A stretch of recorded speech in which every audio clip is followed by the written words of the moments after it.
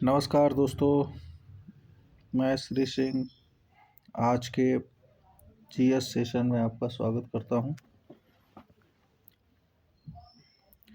आज का जो प्रैक्टिस सेट है वो सभी PYQ हैं और पॉलिटी का हम लोग पहले ख़त्म करेंगे, ठीक है, जिसमें 100 क्वेश्चन के प्लस में हम लोग करेंगे, ठीक है ना। तो चलते हैं, शुरू करते हैं क्वेश्चन नंबर 1 से। क्वेश्चन नंबर जो फर्स्ट है ये है कि वर्ष 1956 में मुख्यतः किन मानदंडों के आधार पर राज्यों का पुनर्गठन किया गया था। ऑप्शन है बाह्य एवं आंतरिक सुरक्षा प्रशासन की सुविधा के अनुसार, भाषाई और सांस्कृतिक एकरूपता, या फिर भौगोलिक समानता और संसाधन का आवंटन के आधार पे। तो आप सभी जानते हैं कि आंध्र प्रदेश का गठन हुआ था वो 1956 में हुआ था। और किस आधार पे हुआ था? भाषाई आधार पे, ठीक है। तो हमारा करेक्ट आंसर हो जाएगा सी। नेक्स्ट क्वेश्चन, यहाँ थोड़ा एक्सप्लेनेशन है। राज्यों का पुनर्गठन आयोग SRC, स्टेट रीऑर्गेनाइजेशन कमीशन, 1955 की जब रिपोर्ट आ जाती है तो उसी के आधार पर मुख्य रूप से भाषाई आधार पर किया गया, ठीक है ना, राज्यों का। जैसे तेलुगु भाषाई के लिए आंध्र प्रदेश का, मलयालम भाषाई के लिए केरल का, और कन्नड़ भाषाई के लिए कर्नाटक का। इसमें सांस्कृतिक समानता को भी ध्यान में रखा गया था, ठीक है। तो ये क्वेश्चन भी पूछ सकता है कि किसके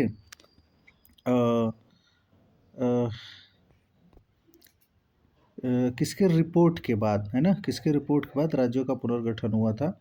तो SRC उसमें होगा ऑप्शन में जरूर, ठीक है। क्वेश्चन नंबर 2, संविधान का वो कौन सा एकमात्र हिस्सा है जिसे पूरी तरह से हटा दिया गया? क्या भाग 22 को हटाया गया है, भाग 11 को हटाया गया है, भाग 7 को हटाया गया है, या भाग 5 को हटाया गया है? बताइए। तो इसमें करेक्ट आंसर हो जाएगा हमारा 7। इसको जो है 7वें संविधान द्वारा हटा दिया गया था। कब? 1956 में ही इसको भी हटा दिया गया था, ठीक है। इसमें राज्यों से संबंधित था। किससे संबंधित था? राज्यों से। बी टाइप के एक राज्य होते हैं उनसे संबंधित था, जिसको हटा दिया गया है, ठीक है। चलिए नेक्स्ट क्वेश्चन, हमारा जो अगला क्वेश्चन है वो ये है कि संसदीय चुनाव क्षेत्र का आकार और आकृति एक स्वतंत्र द्वारा तय की जाती है, जिसका उद्देश्य ये है कि ऐसे चुनाव क्षेत्र बनाए जाएं जिनकी जनसंख्या लगभग समान हो। क्या हो? लगभग समान हो, तथा वो भौगोलिक अवस्था, राज्य तथा प्रशासनिक क्षेत्रों की सीमाओं के अनुकूल हो। देखिए ये किसका काम है? दो ही कमीशन, एक इलेक्शन कमीशन है और एक जो है हमारा परिसीमन आयोग है, ठीक है ना, परिसीमन कमीशन। तो इसका जो ये काम किसका है? परिसीमन आयोग का काम है। किसका काम है? परिसीमन आयोग का। चलिए ऑप्शन देख लेते हैं। ऑप्शन है जनगणना आयुक्त का क्या ये काम है? नहीं। चुनाव आयोग का काम है? नहीं। किसका काम है? परिसीमन आयोग का। किसका काम है? परिसीमन आयोग का। यही एक क्षेत्र निर्धारित करती है कि उस क्षेत्र में कितने लोग रह रहे हैं, और ये जो क्षेत्र है कहीं उस प्रशासनिक जो एरिया होना चाहिए, प्रशासनिक क्षेत्र होना चाहिए, क्या वो उससे बाहर तो नहीं जा रहा है। इन सब चीज़ों का भी ख्याल रखा जाता है, और इस क्षेत्र को फिर इलेक्शन कमीशन को दे दिया जाता है कि भाई आप यहाँ जाइए और यहाँ आप जाके इलेक्शन करिए, ये क्षेत्र है, इतने लोग हैं। फिर वो जो है कि वोटर लिस्ट इस क्षेत्र के हिसाब से तैयार करती है, ठीक है। चलिए नेक्स्ट क्वेश्चन पे चलते हैं।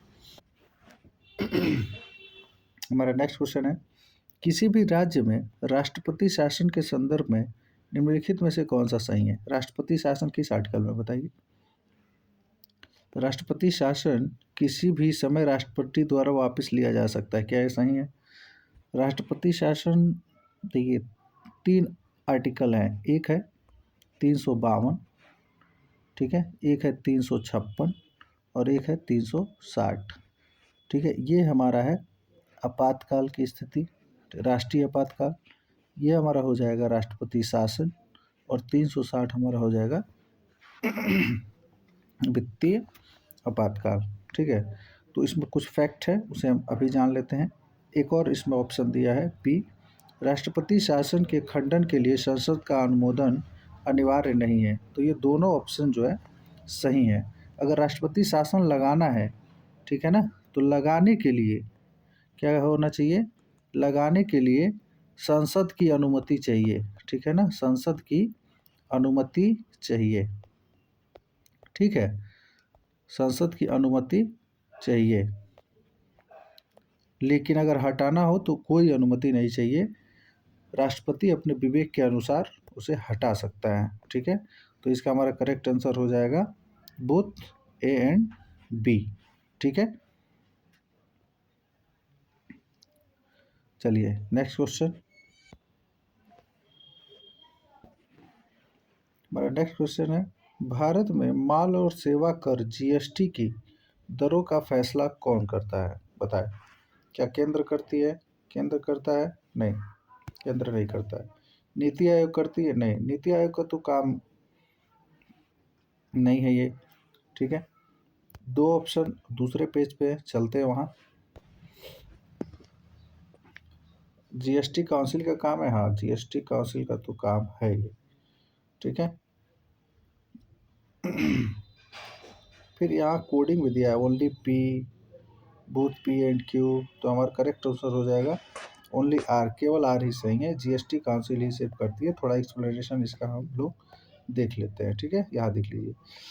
जीएसटी परिषद, जीएसटी काउंसिल भारत में वस्तु और सेवाओं के लिए जीएसटी दरें निर्धारित करती है। नीति आयोग क्या करती है, नीति आयोग आप बताइएगा कमेंट करके कि क्या करती है, ठीक है।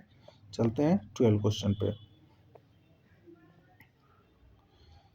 क्वेश्चन नंबर 12 है, वह कौन सा नेता थे जो केंद्रीय विधानसभा के अध्यक्ष भी थे और 1946 से 1947 तक फिर वे संविधान सभा के अध्यक्ष भी बने और लोकसभा के अध्यक्ष भी बने। पहले तो वो संविधान सभा के अध्यक्ष थे, पहले क्या थे, संविधान सभा के अध्यक्ष थे, ठीक है, और बाद में लोकसभा के अध्यक्ष भी बने। कौन थे वो, क्या सरदार वल्लभ भाई पटेल संविधान सभा के अध्यक्ष थे, थे क्या, नहीं थे ना, तो ये तो हो गए नहीं। गणेश वासुदेव मावलंकर का नाम सुना है आपने, सुना है। कस्तूरी भाई लाल भाई का नाम सुना है। अमृतलाल हरगोविंद दास का नाम सुना है संविधान सभा पढ़ते समय, कभी भी नहीं। हमने सुना है किसका, गणेश वासुदेव मावलंकर जी का, ये थे उस समय सदस्य, ठीक है। और बाद में ये 1946 से 1946 तक संविधान सभा के अध्यक्ष भी बने और बाद में लोकसभा के अध्यक्ष भी बने। तो करेक्ट आंसर हो जाएगा गणेश वासुदेव मावलंकर।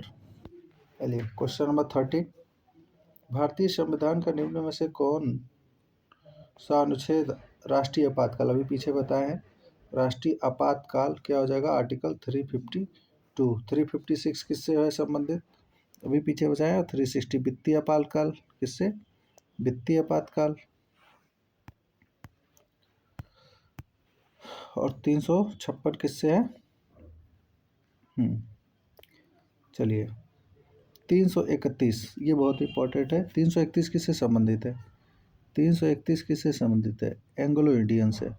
जो एंग्लो इंडियन थे उनका रिजर्वेशन था इसमें, एंग्लो इंडियन का रिजर्वेशन, ठीक है ना, एंग्लो इंडियन का रिजर्वेशन, एंडो इंडियन का रिजर्वेशन था इसमें, ठीक है, रिजर्वेशन था, तो याद रखिएगा।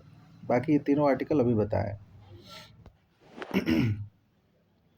नेक्स्ट क्वेश्चन है, भारत में सर्वोच्च न्यायालय के न्यायाधीशों, ठीक है ना, मुख्य न्यायाधीश के सहित की अधिकतम संभावित संख्या कितनी होती है। तो न्यायाधीशों की अधिकतम संभावित संख्या कितनी होती है, देखिए वैसे तो होती है 32, है ना, लेकिन इसको बढ़ाकर 2 और बढ़ा दिया गया, अब हो गया है 34 संभावित, जिसे टोटल अगर पूछेगा, है ना, इससे अधिक नहीं हो सकती है, इससे अधिक नहीं हो सकती है, ठीक है, लेकिन 32 होती है इनको छोड़कर, ठीक है। चलिए नेक्स्ट क्वेश्चन क्या है। भारतीय संविधान का कौन सा अनुच्छेद बिना हथियार के शांतिपूर्ण से एकत्रित होने के अधिकार से संबंधित है, बताइए। 19(1) में तो बोलने की स्वतंत्रता है, किसकी स्वतंत्रता है, बोलने की स्वतंत्रता है। बी, भाई अगर बोलेंगे तो सभा भी बनाएंगे, क्या बनाएंगे, सभा। बोलेंगे तो ऐसे ही तो बोलेंगे नहीं, सभा में ही तो बोलेंगे, अकेले तो बक बक करेंगे नहीं, ठीक है। अब बोलने के बाद 2-4 लोग को इकट्ठा किए, सभा बनाए, सभा बनाएंगे तो बिना हथियार के आप सभा करिए, लेकिन लड़ाई झगड़ा मार नहीं होना चाहिए, है ना। तो बिना हथियार के शांतिपूर्ण सभा बनाइए, तो ये है ट्रिक, आप याद कर सकते हैं। ठीक है, तो हमारा करेक्ट आंसर हो जाएगा सी, क्या हो जाएगा, सी, ठीक है। बाकी आप अगर जितने भी हमारे मूल अधिकार हैं, स्वतंत्रता है, वो सभी आपको लर्न करना है ट्रिक से, तो उसके लिए भी हम एक वीडियो लेके आएंगे, जब थ्योरी पूरा पढ़ाएंगे तब आपको अच्छे से याद हो जाएगा, ठीक है। अभी ये ऐसे याद रखिए। अच्छा चलिए, ये सी क्या होगा, अगर आप सभा बना लेंगे तो सभा बनाने के बाद हम संघ बनाएंगे, क्या बनाएंगे, सी से संघ, ठीक है। और संघ बना लेंगे तो भारत में कहीं भी उस संघ बनाने के बाद धरना देने तो जाएंगे ना हम लोग, क्यों 2-4-10 लोग सभा बनाते हैं, सभा के बाद एक पूरी एक कम्युनिटी ही संघ ही बना लेते हैं, फिर सबको लेके जाते हैं कहीं भी कोई भी चीज़ का मांग करना होता है तो, है ना। तो भारत में कहीं भी जाकर हम जो है भ्रमण कर सकते हैं, है ना, घूम सकते हैं। तो ये हो जाएगा 19D में। चलिए हमारा नेक्स्ट क्वेश्चन है कि किसी संवैधानिक संशोधन अधिनियम में शहरी स्थानीय शासन से संबंधित संवैधानिक प्रावधान किए गए थे, किस संशोधन में किया गया था, बताएं। तो ये होगा 74वां संवैधानिक संशोधन 1992, बहुत ही इम्पोर्टेंट है ये। अभी तो हम सब लोग PYQ कर रहे हैं तो सब इम्पोर्टेंट है, लेकिन ये बहुत बार रिपीट होता है, ठीक है। चलिए नेक्स्ट क्वेश्चन पे चलते हैं।